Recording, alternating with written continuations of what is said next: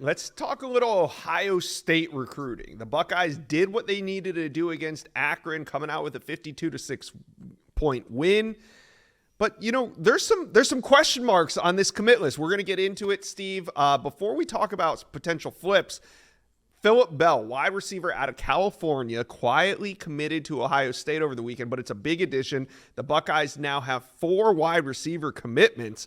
Why did Brian Hartline go to California to find Bell? What makes him special?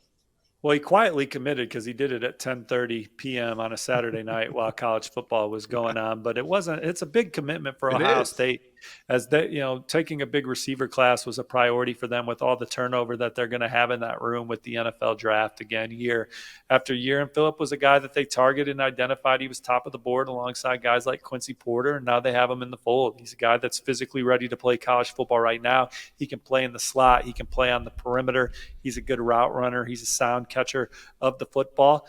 And Ohio State, just their track record, Brian Hartline, Ryan Day, Chip Kelly, he pointed towards Chip Kelly and his offensive background. Those are all reasons why he chose Ohio State. And again, they're putting together another fantastic receiver class. Obviously, there's a standard in Columbus of caliber of talent you have to play there and push that room. And Brian Hartline and Ryan Day feel like Phillip Bell's another guy that can come in as a true freshman and continue to keep that receiver room humming.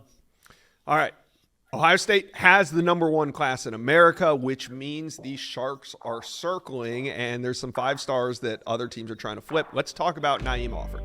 There were some rumors all summer about Alabama and Auburn maybe flipping him, but those rumors, they kind of simmered. We didn't hear too much about it. However, now that Naim Alford showed up on the Plains for week 1, I'm over on Letterman Row on the On3 network, and it's a thing now. They are admitting that, hey, keep an eye on Naim Alford. He's one that Ohio State is going to have a hard time ending up signing by December. So Naim Alford looking around. I mean, this is getting real, huh?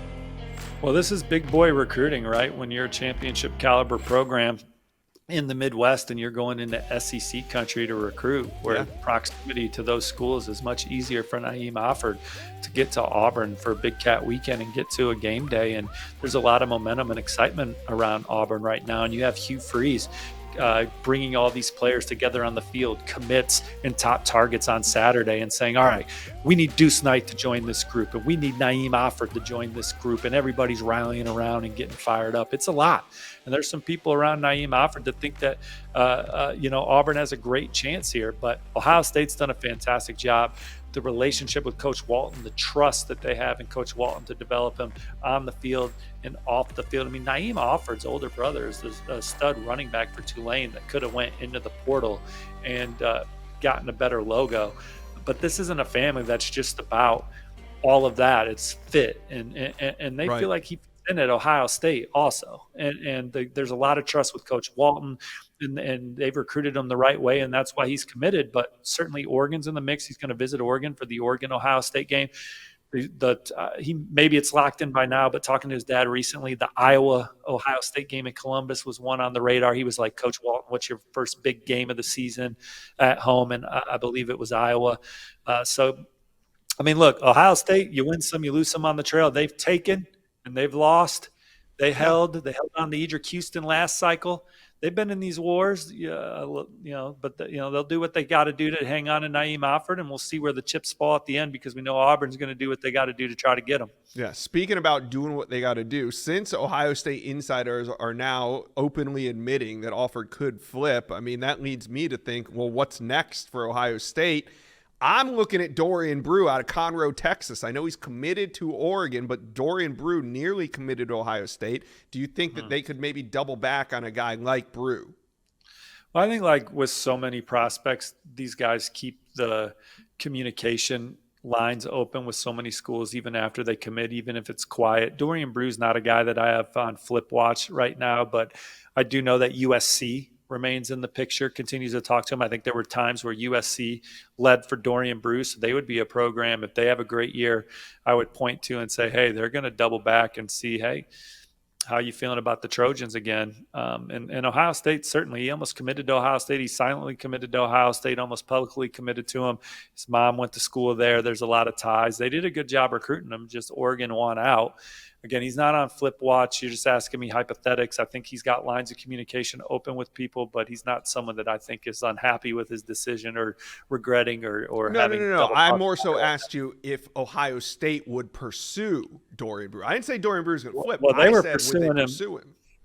They were pursuing him even when Naim Alford wasn't Right. taking visits elsewhere. So, I mean, if Dorian Brew called USC or Ohio State and said, I'm having second thoughts, I think they got room at the end.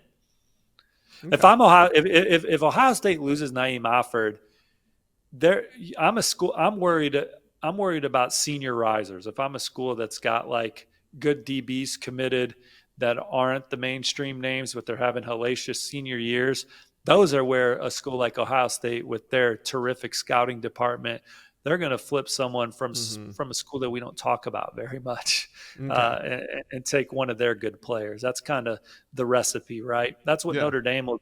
I think if Notre Dame loses Deuce Knight, the quarterback that they go after might not be an obvious one right now, but it might be someone having a great senior year, Makes a lot of sense. Now, you said that Ohio State needs to be careful when they go into the South and they take some of the top players because those teams in the South are going to defend their territory. Well, they also went into Pennsylvania and they landed top 100 edge Zahir Mathis. He's the number 2 ranked player in the state of Pennsylvania. And now Penn State's coming back for what they want to keep in state. Is Zahir Mathis on flip watch to Penn State? Well, I think that one's a battle. Penn State's going to keep working. They got some momentum in that recruitment that he's certainly keeping a keen eye on Penn State. And so the Nittany Lions are in that one. Nittany Lions just put in an on 3 RPM for them to land on 300 offensive tackle. Malachi Goodman, he's another key piece for them, a guy that brings some versatility to the offensive line. And then Zahir Mathis is a guy that Penn State's in the mix for. And when you look at the way they play defense, for them to go into West Virginia and dominate that game, that was a tough first game for Penn State on the road against the West Virginia team that's coming off 9 wins, the most excitement around the program since Rich Rod and all those guys stalked the sideline in Morgantown. And Penn State kicked their ass. I mean, they dominated around the line of scrimmage. They looked good on offense. They looked explosive on offense for the first time in quite some time. And as usual, they hit extremely hard on defense. They typically lead the country in tackles for loss, 3 and outs, total defense, quarterback pressure, sacks, all of that. So Zahir Mathis sees it. They're going after him, and they're in the mix. Man, look at us talking Big Ten recruiting here on the Wiltfong Whip Around, deep in Big Ten territory. They say we don't do it, but we do.